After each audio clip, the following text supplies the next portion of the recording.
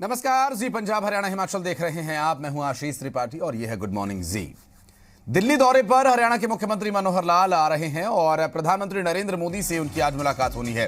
दरअसल 3 कृषि कानून रद्द होने के बाद ये पहली मुलाकात होगी मुख्यमंत्री मनोहर लाल और प्रधानमंत्री नरेंद्र मोदी के बीच। दरअसल केंद्रीय कैबिनेट ने कृषि कानूनों को वापस लेने के प्रस्ताव को कल ही मंजूरी दे दी थी और इससे कृषि कानूनों को वापस लेने के प्रति जो कमिटमेंट प्रधानमंत्री नरेंद्र मोदी ने मीडिया के सामने, लोगों के सामने आकर की थी, उसमें एक कदम और आगे बढ़ते हुए केंद्रीय कैबिनेट ने प्रस्ताव को मंजूरी दे दी है। कृषि कानूनों को वापस लेने का यह प्रस्ताव है जो कि संसद के शीतकालीन सत्र की शुरुआत में ही पारित कर दिया जाएगा। और पहले प्रधानमंत्री मोदी ने तीनों कृषि कानून वापस लेने का ऐलान किया था। उसके बाद केंद्रीय कैबिनेट ने अब इस बिल को वापस लेने के प्रस्ताव पर भी मुहर लगा दी है और उसके बाद संसद में भी बिल को खत्म किए जाने का भरोसा दिया जा चुका है। लेकिन किसान अब भी हटका रास्ता छोड़ने को तैयार नहीं है। किसान संगठनों ने 29 नवंबर को संसद कूच का ऐलान किया, जबकि विपक्ष इस आंदोलन के बहाने सरकार को घेरने का कोई मौका नहीं छोड़ रहा। मोदी कैबिनेट ने किसान बिल को वापस लेने के प्रस्ताव को मंजूरी दे दी है। अब इन्हें संसद के शीतकालीन सत्र में लाकर वापस लिया जाएगा। आपको याद होना चाहिए कि 19 नवंबर को पीएम मोदी ने कृषि कानूनों को वापस लेने की घोषणा की थी। जब कैबिनेट की बैठक हुई तो उसमें इन सभी औपचारिकताओं को पूरा करके कैबिनेट ने तीनों बिल वापस लेने का जो औपचारिकता है उसको पूरा किया है। पार्लियामेंट का सत्र आएगा और ये जो तीनों विधेयक लोकसभा राज्यसभा में पूर्व में पास हुए थे, इनको वहां पर बाकी जो प्रक्रिया वापस लेने की वहां पर पूरी कर दी जाएगी। हरियाणा के सीएम मनोहर लाल भी कह रहे हैं कि जब पीएम ने बिल वापस ले लिया है तो फिर आंदोलन जारी रखने का नैतिक आधार नहीं रह जाता है। प्रधानमंत्री ने बड़ा दिल दिखाते हुए और इसको वापस किया है। अब इसमें कोई उनको नैतिक अधिकार नहीं है कि इस आंदोलन को चालू रखें। फिर भी अगर वो रखेंगे तो उनसे पूछिए कि क्यों रखा। वही विपक्ष किसानों के साथ होने का दावा करते हुए अब भी सरकार को घेर रहा है। हरियाणा में नेता विपक्ष भूपेंद्र हुड्डा ने कहा है, बीजेपी अगर ये फैसला पहले ले लेती तो इतना नुकसान नहीं होता। सरकार को अब भी किसानों से बात करके कृषि को लाभदायक बनाना चाहिए।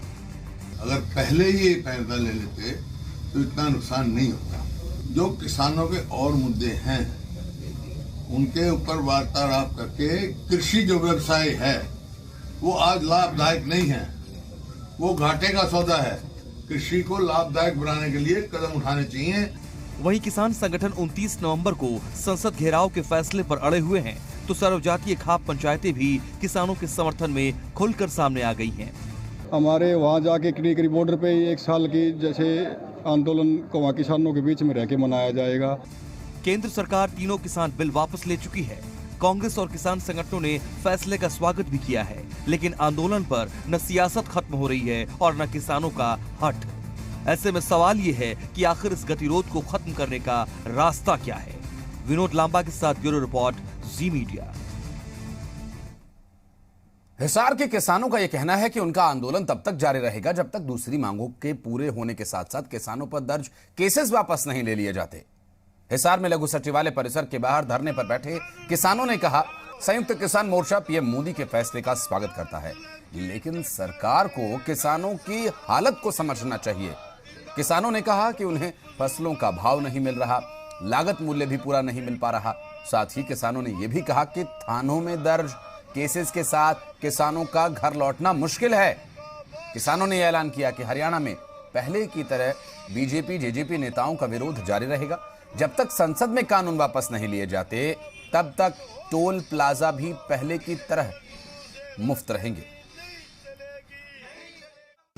न टोल खुलेंगे न किसान वापस जाएंगे। 3 काले कानून नहीं, एमएसपी का कानून के ऊपर बिल्कुल मौन है सरकार। केंद्र की सरकार बिल्कुल मौन है। आज इनका एमएसपी थी है रहेगी। ये प्रधानमंत्री का बयान था। हमारा मूंग, हमारा बाजरा, हमारी अन्य फसलें जो है ना, आपने देखी हो कि मूंगफली मंडी के अंदर रुलती फिर रहे। मूंग 3000 के 2000 से 3000 के बीच में लेते हैं, किसी में गुणवत्ता नहीं है। बाजरा कोई ले ही नहीं रहा है, एक दाना भी बाजरे का एक ग्राम बाजरा भी पूरे हरियाणा के अंदर सरकार ने नहीं लिया।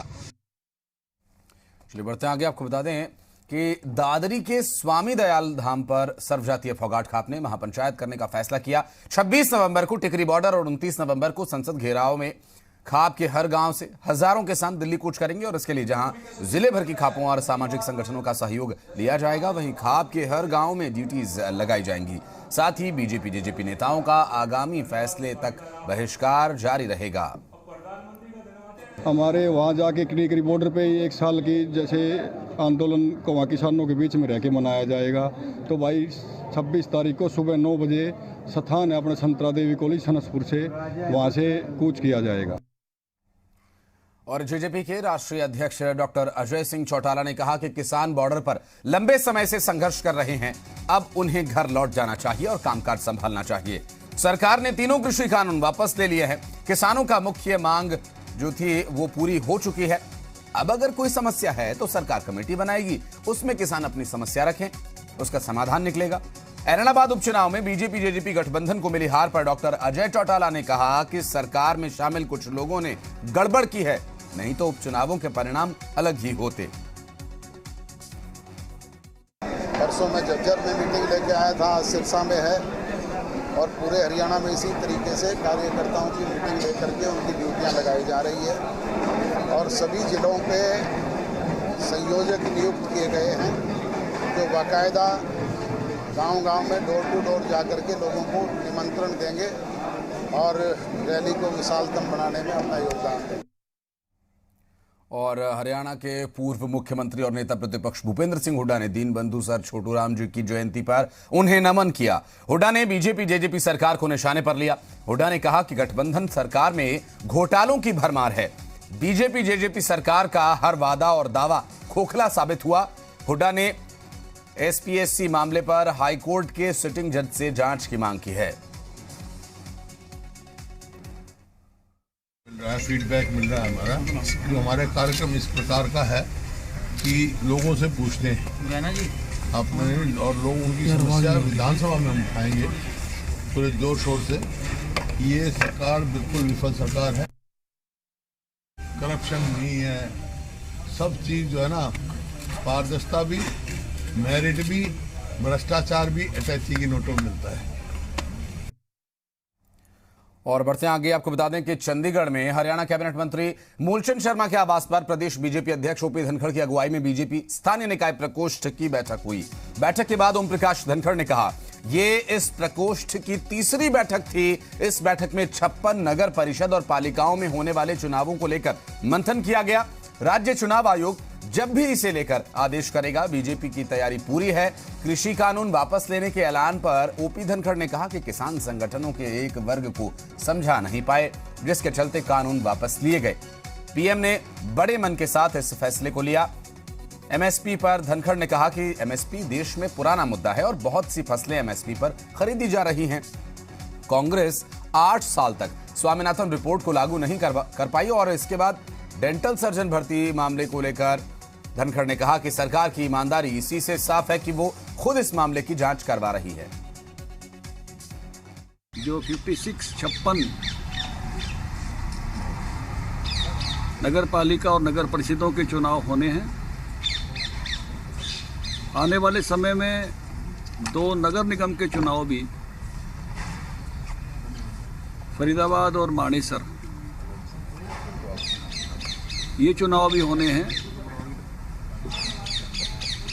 2022 में गुड़गांव नगर निगम का भी चुनाव होना है। तो इन्हीं सभी चुनाव की दृष्टि से ये टीम एक होमवर्क कर रही है। पूरा भारत एक परिवार है, 1 नेशन 1 पीपल। तो उस नाते से प्रधानमंत्री जी ने ये देखते हुए कि सबको साथ लेकर बढ़ना है, सबका साथ, सबका विकास, सबका विश्वास, तो उस नाते से बड़े मन के साथ निर्णय। देखिए, नया मुद्दा नहीं है। एमएसपी इस देश में पुराना मुद्दा है। एमएसपी पर खरीद बढ़ी है। एमएसपी 50% प्रॉफिट के साथ दिए जाने लगा है। बहुत सारी फसलें आज एमएसपी पर खरीदी जा रही हैं। देखिए, सरकार ईमानदारी से काम कर रही है। ये इसी बात का सरकार खुद ही उस विषय पर सारी उसमें चली है। सरकार की ईमानदारी इसी बात में है। और अंबाला और आसपास के कैंसर के मरीजों को इलाज के लिए अब दूसरे राज्यों में जाकर परेशान नहीं होना होगा। करीब 72 करोड़ रुपए की लागत से अंबाला छावनी में बन रहे विश्व स्तरीय कैंसर अस्पताल का निर्माण लगभग पूरा हो चुका है। अस्पताल में उत्तर भारत का सबसे आधुनिक मॉड्यूलर ऑपरेशन थिएटर बनकर तैयार हुआ है और इसी अस्पताल का जायजा लेने शुक्रवार को हरियाणा के स्वास्थ्य मंत्री अनिल विज भी पहुंचे। अनिल विज ने गहनता से अस्पताल के एक एक कक्ष और विश्व स्तरीय आधुनिक मशीनों का जायजा लिया। डॉक्टर से विस्तार पूर्वक बातचीत करते हुए जानकारी हासिल की। करनाल में डेंगू का कहर लगातार जारी है और अब तक डेंगू से 2 लोगों की मौत हो चुकी है। सिविल सर्जन योगेश शर्मा ने बताया कि करनाल में डेंगू के 268 मामले सामने आए। सिविल सर्जन ने लोगों से अपील की है कि आसपास पानी इकट्ठा न होने दें, संडे को ड्राई डे के रूप में मनाएं और पूरी बाजू के कपड़े पहने और डेंगू से बचाव के लिए पूरी सुरक्षा बरतना बेहद जरूरी है। साथ ही उन्होंने ये भी कहा कि स्वास्थ्य विभाग पूरी तरह से अलर्ट है, जगह जगह फॉगिंग कराई जा रही है। विभाग ने सीएचसी लेवल तक स्पेशल वार्ड्स बनाए हैं। ब्लड बैंक प्लेटलेट्स की उपलब्धता को भी सुनिश्चित कर रहा है। अब जैसे अब सर्दी थोड़ी बढ़ रही है और थोड़ी लोगों को में भी ज़्यादा अवेयरनेस भी आई है, तो थोड़ा इसकी जो इंसिडेंस है पिछले कुछ दिनों से उसमें कमी हो रही है। मैं आग्रह करना चाहूँगा सभी लोगों को कि अपना ध्यान अपने आसपास के जगह पे पानी इकट्ठा ना होने दें।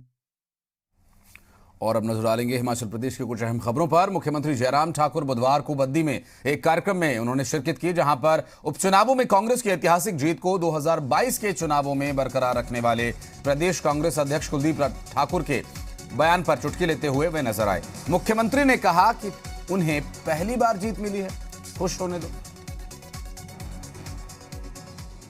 उनकी जिंदगी में पहली जीत है सर। तो ऐसा है वर्कर्स उनकी सब बहुत मामूली सी जीत है सर। सर क्या बीजेपी के 2 नेताओं ने रिजाइन दे दिया, उसके बारे में मुझे कुछ नहीं कहना है।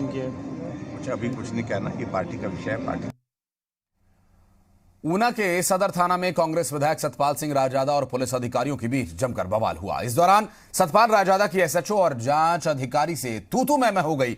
मामला एक रिटायर्ड सैनिक पारस की शिकायत से जुड़ा है, जिसने 7 महीने पहले धोखाधड़ी के एक मामले में शिकायत थाने में दी थी।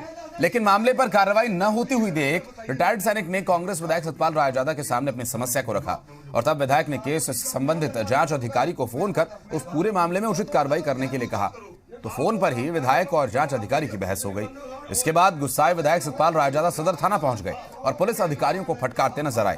मामला शांत होने के बाद विधायक ने जांच अधिकारी से मामले पर तय सीमा में कार्रवाई करने की बात कही। जगह जगह जे लोग गए, एसपी के पास गए, एसएचओ के पास गए, डीसी के पास भी गए, लेकिन ये केस बार बार जो है जमीन का बताया गया, जबकि ये धोखाधड़ी का केस है, 420 का केस है और गलत तरीके से जमीन भी हथियाई गई। गलत तरीके से जो है पुलिस की जो गाड़ी है, जो 4 साल बाद जो है वो ट्रांसफर हो सकती थी, वो गाड़ी भी 1 महीने के अंदर ट्रांसफर जो है वो करा दी गई और बैंक से जो पैसा भी निकाला गया 17-18 लाख के करीब। और कांगड़ा में 4 लेन के प्रभावितों के मुद्दे को लेकर कांग्रेस ने डीसी के जरिए पीएम मोदी को ज्ञापन भेजा और 4 लेन मुआवजे को लेकर हिमाचल सरकार को 4 लेन एक्ट 2013 लागू करने के निर्देश जारी करने की मांग की। कांग्रेस नेता और पूर्व मंत्री सुधीर शर्मा ने कहा कि जरूरत पड़ी तो कांग्रेस आंदोलन छेड़ने के बाद पर भी विचार कर सकती है। 2 बीजेपी नेताओं के अपने पदों से इस्तीफे पर सुधीर शर्मा ने कहा कि सरकार की क्या दशा है, इसका अंदाजा बीजेपी में हो रही बगावत से लगाया जा सकता है। हम 4 लेन के खिलाफ नहीं हैं, लेकिन जो स्थानीय लोग हैं ये उनके हक हलाल की कमाई से उन्होंने जो अपने भवन बनाए हैं, उनको इस तरह से अगर आप उसमें अनियमितताएं हैं उनको अनदेखा करके सरकार इस प्रकार से काम करेगी तो अभी तो ज्ञापन दिया है। बड़ा आंदोलन जिला कांग्रेस कमेटी जो है, हमारे अध्यक्ष यहाँ खड़े हैं अजय महाजन जी, इनकी अध्यक्षता में हम सारे सरकार के खिलाफ करेंगे। और अकालका शिमला नेशनल हाईवे 5 पर डेघरा घाट के नजदीक अचानक पहाड़ी से मलबा गिरने के करीब आधा घंटा वाहनों की आवाजाही बंद रही और 4 लेन निर्माता कंपनी की टीम ने मौके पर पहुंचकर सड़क से मलबा हटाकर यातायात को बहाल किया।